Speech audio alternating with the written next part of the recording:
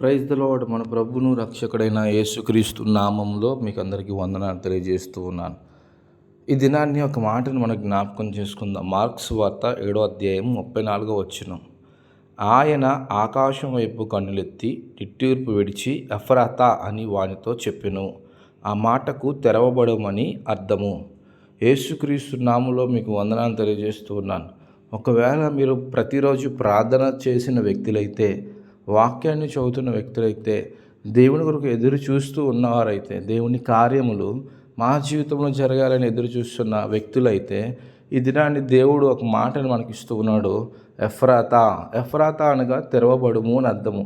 ఆకాశం వైపు ఆయన కన్నులెత్తి నిట్టూర్పు విడిచిచు తండ్రి అయిన దేవుణ్ణి అడిగాడంట. మన జీవితంలో కూడా చాలా విషయాల్లోని మనం ప్రార్థన చేస్తున్నప్పుడు, ఎదురు చూస్తున్నప్పుడు, దేవుని సన్నిధిలో కనబడుతున్నప్పుడు మనకు తెలియకుండానే ఆ కార్యం ఇంకా జరగలేదేంటి, ఆ సమయం ఇంకా రాలేదేంటి, ఎప్పుడు జరుగుతుంది, దేవుడు ఎప్పుడు చేస్తాడని ఎదురు చూస్తూ ఉంటాం. అయితే ఇలా ప్రార్థన చేయడి అని దేవుడు మనకు బయలుపరుస్తున్నాడు. ఏమని ప్రార్థన చేయాలి? నా జీవితంలో, నా వ్యక్తిగత ఆత్మీయ స్థితిలో, నా నా పరిస్థితుల్లో, నా వ్యక్తిగత పరిస్థితుల్లోని యేసయ్యా నాకు ఎఫ్రాతా అని తెరవబడును కాక అని ప్రార్థన చేయడం ప్రారంభించండి. ఎలా ప్రారంభిస్తే, ఎలా ప్రార్థన చేయగలిగితే, ఏమైతే మనకి తెలియకుండానే తండ్రి అయిన దేవుడి నుంచి కానీ, యేసుక్రీస్తు వారి నుంచి కానీ, పరిశుద్ధాత్మ దేవుడి నుంచి కానీ మన మీద ఏదైతే పితరుల నుంచి వస్తున్న దోషము కానీ, లేదంటే దేవుని మహిమాదిలో జరగవలసిన కార్యం కానీ ఆగిపోయింది ఏదైనా సరే, దాన్ని దేవుడు మారుస్తాడు. ఇక్కడ మనం గమనించినట్లయితే మూగవాడు, చెవిటివాడు అలాంటి వ్యక్తి అటు పుట్టుకతోనే మూగవాడు, పుట్టుకతోనే చెవిటివాడు. అటు పుట్టడం అలా పుట్టాడు. దేనికి అలా పుట్టాడు? నిర్గమకాండంలో ఉంటుంది కదా, మూగవాడినేమి కానీ, చెవిటివాడిని కానీ, నత్తివాడినేమి కానీ నేనే కదా వాడిని కలుగజేసేది అనేసి. అలానే మన జీవితంలో భక్తి చేస్తూ క్రమప్రదంగా దేవుని సన్నిధిలో ఎదుగుతూ దేవుని కార్యాల కోసం ఎదురు చూస్తున్న వ్యక్తులు అయితే ఈ మాటను జ్ఞాపకం ఉంచుకోండి. ఎఫ్రాతా, నా జీవితంలో ప్రభువా, కన్నీరు కాచి ప్రార్థన చేయండి, విజ్ఞాపనతో ప్రార్థన చేయండి, విశ్వాసంతో ప్రార్థన చేయండి. ప్రభువా, నా జీవితంలో, లేదంటే నా కుమారుడి జీవితంలో, లేదంటే నా ఆరోగ్యం విషయంలో, లేదంటే నా ఆత్మీయ విషయంలోని ఎఫ్రాతా తెరబడునుగాక. యేసు నామములో మూసుకున్నవన్నీ తెరబడునుగాక. యేసు నామములో ద్వారములన్నీ తెరబడునుగాక. యేసు నామములో ప్రతి పరిస్థితి నుంచి విడుదల కలుగునుగాక అని ధైర్యంగా ప్రార్థన చేయండి. ఈ వాక్యానుసారంగా మనం ప్రార్థన చేసినప్పుడు, వాక్యానుసారంగా మనం అడిగినప్పుడు యేసుక్రీస్తు వారు, పరిశుద్ధాత్మ దేవుడు మన జీవితంలో కూడా గొప్ప కార్యములు చేస్తాడు. ఆయన నిన్న నేడు నిరంతరం ఏకరీతిగా ఉన్నవాడు.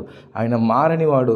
ఒక అద్భుతం కావాలంటే ఆయన సన్నిధిలో మొరపెట్టు, ఆయన సన్నిధిలో మోకాలేయు, ఆయన సన్నిధిలో ఈ వాక్యాన్ని ఎత్తుపట్టుకొని ప్రభువా, నా జీవితంలో ఎఫ్రాతా అని కలుగునుగాక అని ప్రార్థన చేయండి.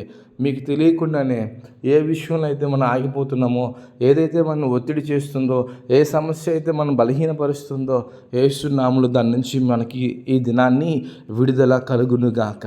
నీ భర్త విషయంలో నువ్వు ప్రార్థిస్తున్నావేమో, ఆ విషయంలో నీకు విడుదల కలుగునుగాక. పిల్లల విషయంలో ప్రార్థన చేస్తున్నావేమో, పిల్లల విషయంలో వాళ్ళకి విడుదల కలుగునుగాక అని మనము ప్రార్థన చేయాలి. తెరవబడునుగాక. యేసు నామములో అభిషేకం రాకుండా, మన మీద దేవుడి యొక్క అభిషేకం రాకుండా ఏదైనా అడ్డుగా ఉందేమో, యేసు నామములో అది తెరవబడునుగాక, అది పోవునుగాక అని మనం ప్రార్థన చేయాలి. మనము ఇలా ప్రార్థన చేసిన దినాన్ని, వాక్యానుసారంగా మనం అడిగిన దినాన్ని దేవుడు మన జీవితంలో గొప్ప కార్యము చేస్తాడు. ఈ దినాన్ని మరొకసారి జ్ఞాపకం చేస్తూ ఉన్నాను.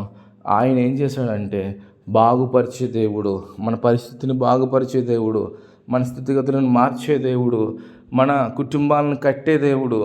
కాబట్టి ఈ మాటలు వింటున్న యావత్ క్రైస్తవ సమాజమా, క్రైస్తవ విశ్వాసులారా, భయపడద్దు. దేవుడు మన కొరకు ఒక కొత్త మార్గాన్ని తెరబోతున్నాడు. ఒక కొత్త వాక్యాన్ని దేవుడు మనకు ఇవ్వబోతున్నాడు. ఒక కొత్త బలాన్ని దేవుడు మనకు ఇవ్వబోతున్నాడు. ఒక విశ్వాసాన్ని, కొత్త విశ్వాసాన్ని దేవుడు మనకు ఇవ్వబోతున్నాడు.